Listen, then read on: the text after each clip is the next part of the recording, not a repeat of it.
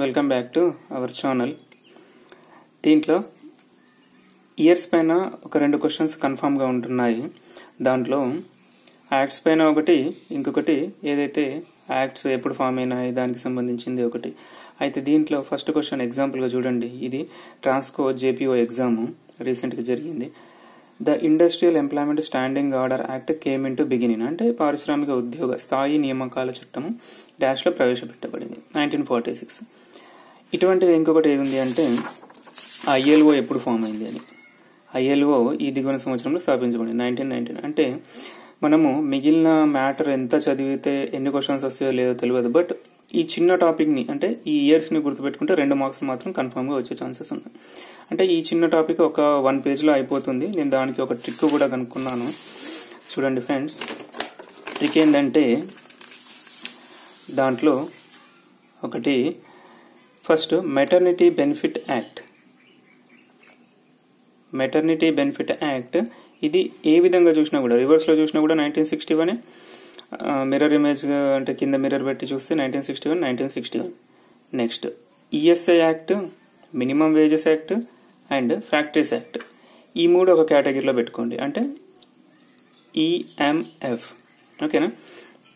ఈ మూడు ఒక కేటగిరీలో పెట్టుకుంటే 1948 లో ఈ మూడు వచ్చేస్తాయి. ఈఎస్ఐ అంటే employees state insurance, minimum wages act and factories act. Next ITU అంటే ఇండియన్ ట్రేడ్ యూనియన్ యాక్ట్. దీనికి ఏంటంటే ఒక 10 ఇయర్స్ ని అడిషన్ చేస్తూ పోతే సరిపోతుంది. Indian trade union act, payment of wages act, industrial employment standing orders act, ఇది 1946. Next equal remuneration act.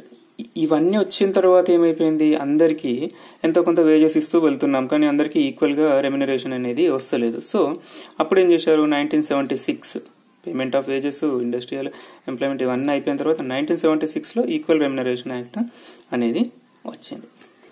Equal remuneration act అయిపోయాక ఈ ఇండస్ట్రియల్ డిస్ప్యూట్ యాక్ట్ 1947. అంటే ఇక్కడ 1946 అంటే మనకు స్వతంత్రం రాకముందు ఏం చేసిండ్రు, ఇండస్ట్రియల్ ఎంప్లాయ్మెంట్ అనేది కావాలని అనుకున్నారు.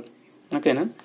ఇండస్ట్రియల్ ఎంప్లాయ్మెంట్ లో మళ్ళీ డిస్ప్యూట్స్ ఫామ్ అయినాయి. అంటే కొన్ని డిస్ప్యూట్స్ ఫామ్ అయితే అప్పుడు ఏం చేశారు, స్వతంత్రం వచ్చిన తర్వాత అప్పుడు మన వాళ్లకు ఏమనిపించిందంటే డిస్ప్యూట్స్ ని కూడా తొలగించడానికి ఒక యాక్ట్ ఉండాలని ఇండస్ట్రియల్ డిస్ప్యూట్ యాక్ట్ ని తీసుకొచ్చారు.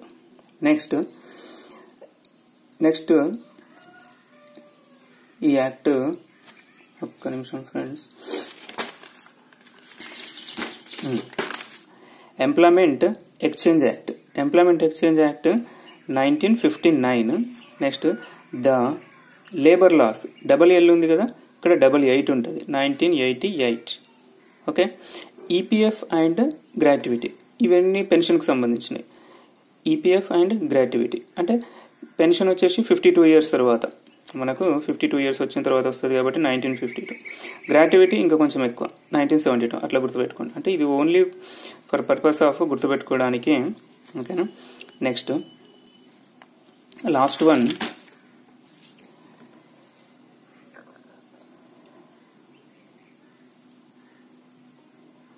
Last one 1923. యాక్చువల్గా వర్క్మెన్ కంపెన్సేషన్. వర్క్మెన్ కంపెన్సేషన్ లో డబ్ల్యూని ఇలా రాసుకుంటే డబ్ల్యూ = 3 అయిపోతుంది. ఓకేనా? ఈ సి = 2 చేసేయాలి. వర్క్మెన్ కంపెన్సేషన్ ని 1923 ఈ విధంగా గుర్తుపెట్టుకోవచ్చు. Thank you friend. Thank you for watching. Please subscribe my channel.